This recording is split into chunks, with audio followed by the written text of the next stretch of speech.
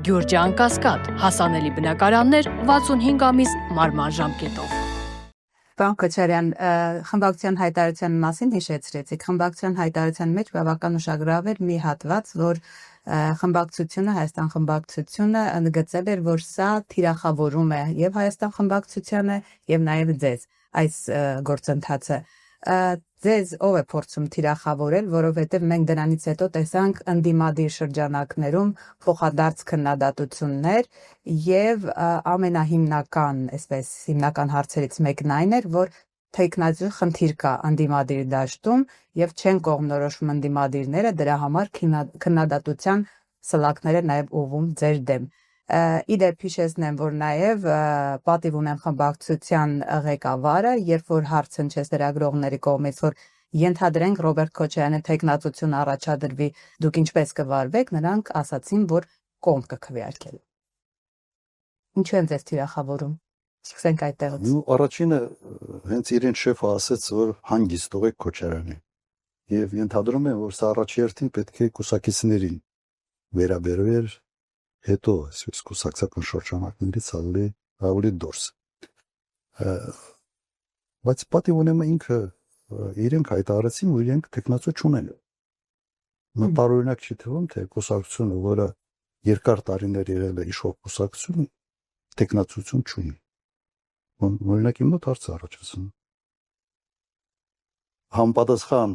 որակներ ունեցող մարդ չունեն, թե չեն ուզում, որովհետև հեռանկարը չեն տեսնում։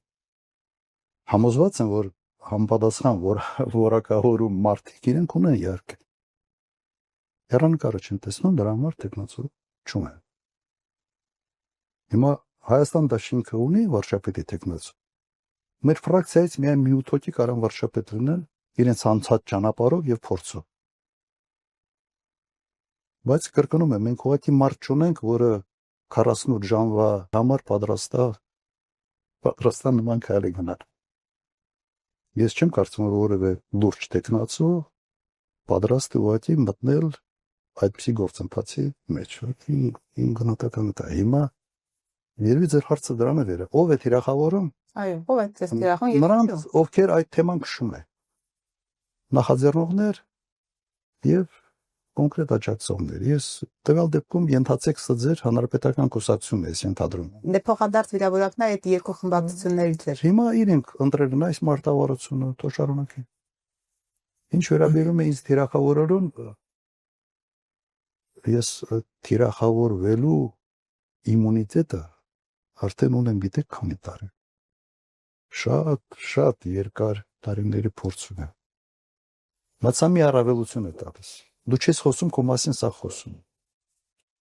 Ես 2 տարի չեմ խոսացել, իմ մասից խոսում եմ։ Գիտի, դա քաղաքականության մեջ տված չի։ Մարդկա որ ինքը չի խոսում 2 ամիս, իրեն մոռանում է։ Տվյալ դեպքում սա դրական կողմն է, թիրախավորելու պրոցեսի դրական կողմն է։ Երևի ազգանուն ասել է։ Հիմա Լևոնը խորհրդարանում մի ելույթ ունեցավ, հանգիստ ելույթ էր։ Հետո 2 ժամ ԿՊԱ-ականների կեսը գրվեցին եւ սկսում էին դրա թեման խոսալ։ Եթե Լևոնը մի ելույթով կարող է 30 ԿՊԱ-ական խոսացնել, փայլուն է։